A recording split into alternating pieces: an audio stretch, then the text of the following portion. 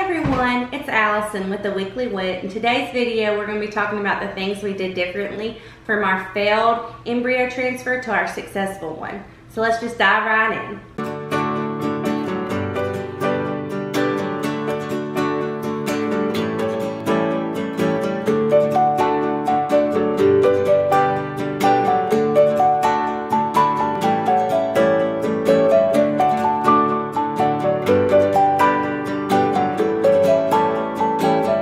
Okay guys, if you haven't already, I would definitely go check out my full infertility story. I will link that above and in the description below, where we go through everything from start to finish of our infertility journey. Today we're going to kind of just focus on the differences we did between our failed and our successful. So first, there's definitely some things that we did the same. So from the beginning, I was put on metformin, and this was still with my regular OBGYN. They put me on metformin. I started prenatals from the start, and I also started baby aspirin. Baby aspirin is basically just supposed to increase blood flow to help your lining along it. So I would suggest, starting those things. Metformin has to be prescribed to you by a doctor, but I would definitely recommend prenatals and baby aspirin from the start. That was definitely what was recommended to me through my reproductive endocrinologist. So another thing that was consistent was I always started birth control pills. Also, I was put on an antibiotic kind of in the beginning just to make sure I was at my healthiest for both transfers. So started with birth control pills, went in for a baseline ultrasound just to make sure everything looked fine in my ovaries and everything looked good to go and everything was suppressed. I started Lupron. This was the same for both things. For failed and successful, I started Lupron. That basically just suppresses your ovaries, make sure you don't produce a follicle, and that you don't ovulate on your own. They definitely want to control everything in the embryo transfers. Another thing that was the same, sorry, having my notes to make sure. And y'all, I really went back in my email trying to find the different calendars or even just one of the calendars, and I couldn't find it. Another thing that was the same was the way I took estrogen. So I think it was called estrase. I'm probably saying that wrong. I'm sorry. And I built up on that. So I didn't start, full on. I built up. At the end, I took 3 in the morning and 3 at night, and then I inserted 1 or 2 vaginally. I can't remember exactly how many I inserted vaginally. The big difference, what I would consider our game changer from our failed to our successful, is how I took progesterone.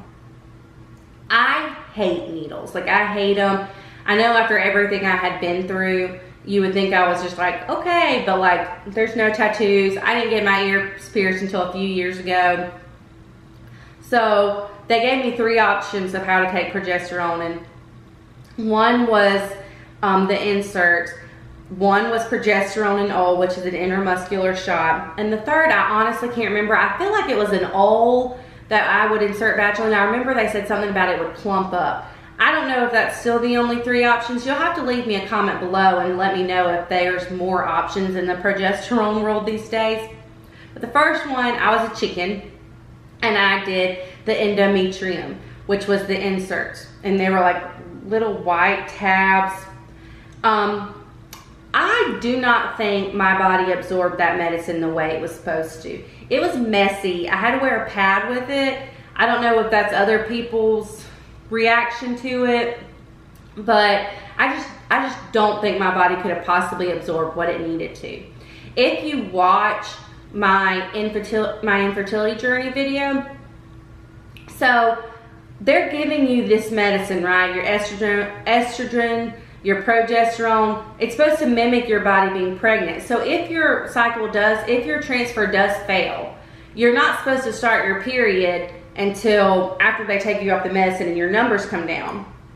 Well, I started mine in my 2-week window. So I just don't think my numbers got to where they needed to be to make this a successful transfer. Personally, I think that was our big game changer. The second time that was successful, we did the progesterone and OL. I will tell you, at first, I was like, well, I'll just get my husband Daryl to do it. Out of sight, out of mind. It'll be easier that way. Well, then Daryl went out of town and I had to do it myself. Y'all, it was so much better. I would ice the area before, and then I would do the shot, and then I'd rub the area so it wouldn't lump up. That was the problem I was having, was it was lumping up and I was like bruising. It hurt to sit for a while. But when I did it, it just didn't lump up. So I don't know if that's everyone's experience, but I would suggest, just from my experience, you know, doing it yourself instead of getting your spouse or someone else to give you this shot. Another thing that was different was the first round we transferred 1 embryo. Second round we transferred 2. First round we transferred a grade 5AA. Second round we transferred a grade 5AB and 4AA, and 1 stuck. Also, the first round, and this is kind of like a debate in the infertility world. Does your doctor recommend you go on bed rest, or does he just say go on about your day? Mine, the first go around, recommended just go home and be on bed rest for that day. So I did. We transferred on a Thursday, our first go around, and so I took that day, was on bed rest, and then I went back to work the next day on Friday. The second round that was successful, we transferred on a Friday, and I took that whole weekend for bed rest. I understand that's not feasible for some people. Like now, if I did it, I wouldn't be able to go on bed rest for 3 full days with a little one. And I know, like, you know, in a regular world where it happens easily, you're not on bed rest. So I know that's a debate, but it was recommended for me to do 1 day of bed rest. And I just took it to an extreme after the failed one and did a whole weekend. So y'all, a desperate mom or wannabe mom will do some desperate things.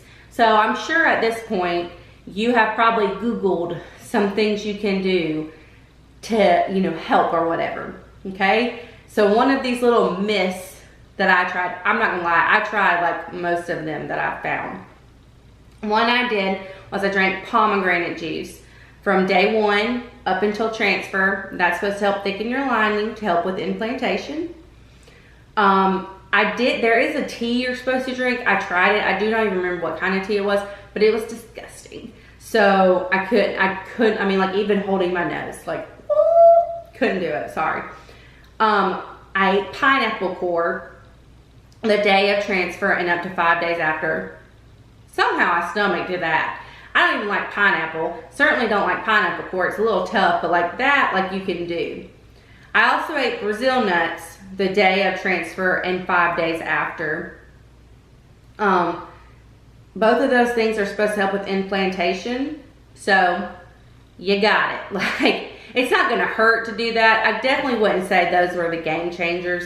I think the progesterone, you know, how we took it, it actually got to where I needed to be and my body absorbed it. I didn't have to question if my body was absorbing it. It was going in versus like, I am so serious when I say this. If you need a word of encouragement or anything from me, leave me a comment or message me, however you need to get through to me.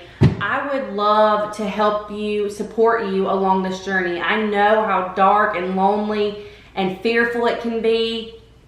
If you just want me to add you to my prayer list, I will absolutely do that. Just leave a comment below and you're added just like that. But keep going, y'all. Keep fighting. As someone that's been through the majority of what you can go through in the infertility world and that has come out on the other side, keep fighting. It's worth it. You can do this and you are going to conquer infertility. Thank you so much for watching. I hope you will subscribe to our channel and hit that bell notification so you will be notified when we post a new video. Bye.